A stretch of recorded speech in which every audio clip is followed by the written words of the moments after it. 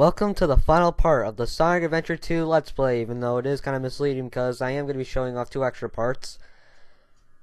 But now we are tackling the Bio Lizard, who is without a doubt the hardest boss in the game. And that's really, that's pretty, yeah, and yes, it's pretty much a no shit kind of moment because really, it's near the end of the game. Of course, it's going to be hard. I don't expect bosses to be really easy. But now let's just get back to the boss fight itself, shall we? Because we need to talk about this guy. Okay, so the Bio Lizard, at first he'll start chasing you. Now here's warning number 1. Don't go too fast, otherwise his tail will start coming after you. But if you let him catch up to you, well, obviously you're going to take a hit. Now the first hit is pretty simple. Once he gets tired, you have to rail grind to the top and hit the red light. So really, it's not too hard just to get the first hit. But starting on the second hit, however, he'll start shooting these energy balls at you. Those balls that he's launching at you, they don't have a specific pattern. It's pretty much randomized. However, now that wouldn't be so bad, but here's the catch. There's no indication on knowing what energy ball they have to jump over or you have the somersault under. Sometimes I get it down, and other times I don't. Oh, and another thing, in the arena, the arena is split into halves, like a Pokeball. In that half, there is a water stream. If you don't go on the water stream, otherwise, if you do, it's an instant kill, so watch out. But then later on, he's gonna, do a little attack. And I am failing massively at this boss fight. But when I say that it is the hardest boss, again, it's kind of obvious, but as obvious as it is actually a pretty difficult fight. It took me like a couple tries just to beat this guy. But now he'll have this attack, and this is the only way to get it up to him now, because we can no longer rail grind into the top. We now have the homing it out. We had the homing attack on those pink balls. Well, it's just so we can homing attack on the red light itself. But I kind of failed miserably at that part. Oh, woe is me. Even though it is technically the hardest boss in the game. And alright, so the music that's playing here is yet another Everett Bradley song, Supporting Me. There is a Generations version. Yes, this boss is in Sonic Generations on the Nintendo 3DS. And I kind of like both. I like this one because the music is more darker, more edgy, has that awesome sound. I like the instrumentals of this song much more. I can really care less of the instrumentals of the 3DS version. But at the same time, I like the 3DS version because, well, you can actually hear what he's singing. Like, I can barely hear what he's singing in this version. But then again, that's Everett Bradley for you. I guess he knows that his singing isn't really the best. Oh, no, get! Come on, get! Bull crap.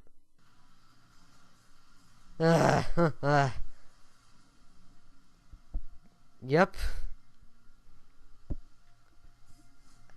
As you saw in case if you didn't see that little flash, 2 deaths later.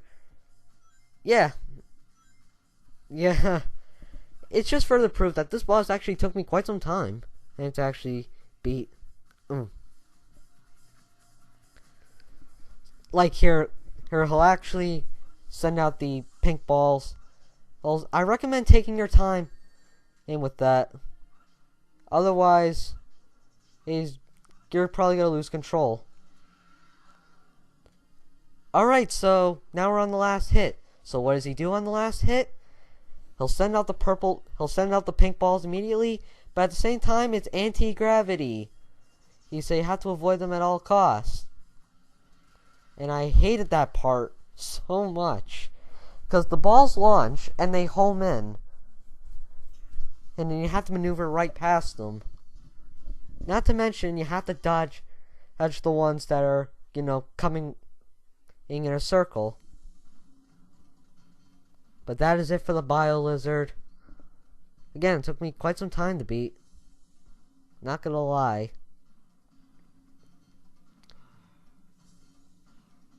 Oh, proportion and confused. Who's emerald? Please stop the chaos emeralds.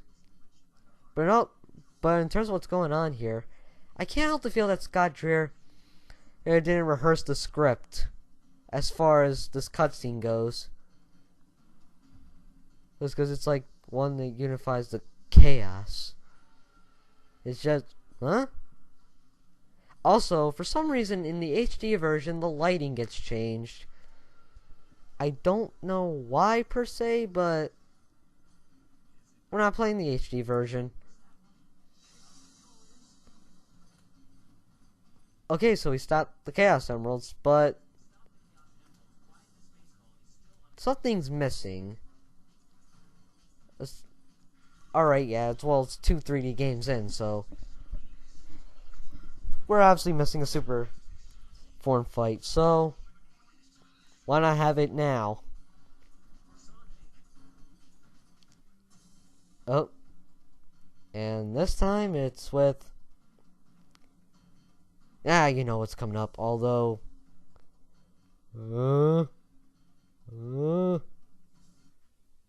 Okay.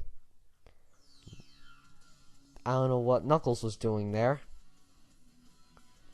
And... okay, so now the super form transformation and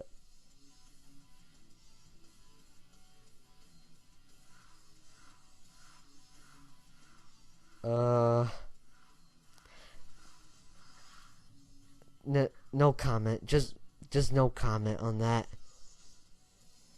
Ugh. I don't want to ruin the joke, but just look at the hands during that scene. And okay, so now we have the final boss, the final hazard, and the song that's playing here is easily one of my favorite Crush 40 songs. Hell, even say one of my favorite songs of all time. We now have Live and Learn. The song may be overrated, but it's still a good song. But now let's talk about, however, the final song is awesome. The final boss, on the other hand, not so much. I cannot stand this fight. Hey, as awesome as an awesome scale it is, the controls. Where do I even begin? Okay, so the final hazard, what you basically have to do is get to the red bulging areas that are on the Bio Lizard itself, right? You can go forward, but to accelerate even more, you have to hit A or B. You hit the A button to go up, and you hit the B button to go down. Okay, so that's simple enough, right? Although, why can't we just move with the analog stick? However, it's not the controls. Even though I kind of missaid on why I pretty much don't like this fight. It's not the controls. The controls aren't the reason why I hate this fight so much. The obstacles. Here we have these two lasers, and if you get hit by them, you get sent all the way back. Heck, and sometimes I get hit again, and I get it sent back further, and it takes forever just to get back to where I was. As because one more thing with this boss fight, you're on a 5-minute time limit. Now the time limit isn't it's not, you shouldn't have to worry about the time limit itself. Oh, but going back to the obstacles, it becomes clustered with obstacles. Like, he'll send out these red balls at you, and you'll get it sent back like that. And sometimes I might even miss the red bulging area, and I'll just go and get knocked back. You can go on to the other side and just get more rings, which is always swell. But now, let's lay that final hit on him. And that is it for Sonic Adventure 2. I unintentionally beat this guy as Sonic, but whatever. I beat the guy. That's what matters. Oh yeah, the closer the time limit ends, the more red the screen becomes. So yeah. Okay, so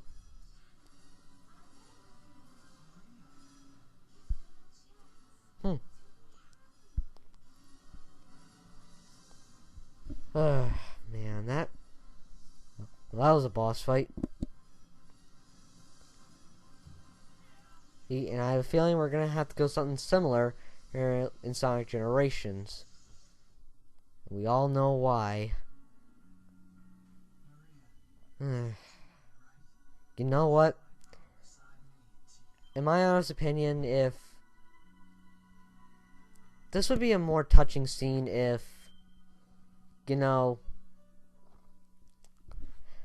if Shadow didn't get brought back, but he does. He does get brought back, so I shouldn't have to feel all emotional. Then again, I shouldn't feel emotional because it is a video game after all, but still. What do you got? Shadow the Hedgehog. Yeah, going into that, actually, this is supposed to be the only game that he was ever gonna be in. I mean, it would have sucked, but what are you gonna do, fans? So that is Sonic Adventure 2. Ooh, I'm gonna talk over this cutscene here because the credits are like really short once it gets to the outskirts, but I just want to, post my final thoughts here. Now, Sonic Adventure 2, while I don't think it's the best Sonic game ever, I'll still go out of my way to say that it's the best of the Dreamcast era. And when it comes to Sonic's and Shadow stages, they're pretty good when it comes to design. Besides the linear level design, I still have to applaud to the developers that it's still good level design. I have to give them that. But then but like I said, and there are other things about this game, like the mech shooting section levels are one thing, right? It's hard to turn, enemies drop up no warning, and it's just And how about those treasure hunting sections? You can imagine how much I love those, with its butchered radar and its But besides those problems, I still think Sonic Adventure 2 is that I don't think Sonic Adventure 2 is a bad game. And like I keep saying before, guys, don't get me wrong here. I still think this is a great game. Regardless, I mean, when it does its, like Adventure 1, when it does its job well, it does its job well. Like, unfortunately, however, when it comes to the point with other gameplay styles, it's not worse per se, but with the treasure hunting and mech sections, it kind of is a little worse. I only meant in a sense. I still think Adventure 1 is worse when it comes to multiple gameplay styles. But Adventure 2, I still think it is a great game. A tad overrated, like Ocarina of Time and Super Mario Bros. 3. But I would still put it as one of my favorites. You know, graphically, the game looked good back in like 2001 or 2004, I think. In 2004, if you're playing on the GameCube. Musically, while not as varied as Adventure 1, I still think it's a pretty damn good soundtrack. Like, I love Live and Learn. I love the stage themes, like Escape from the City. Hey, no, alright. Hey, I just had to do it. The story is way better than Adventure 1, and then way better than 06 later down the road. So, it's a good game in its own right. And I'll even go on and say that this is probably a good way to celebrate the 10th anniversary of Sonic. Like, you know, as far as aging go, I haven't grown up with these games. I will still go on and say that this game has aged much better than Adventure 1. With that being said, guys, I am GameMan5804. I hope you guys enjoyed this Let's Play, and see you for the extra videos.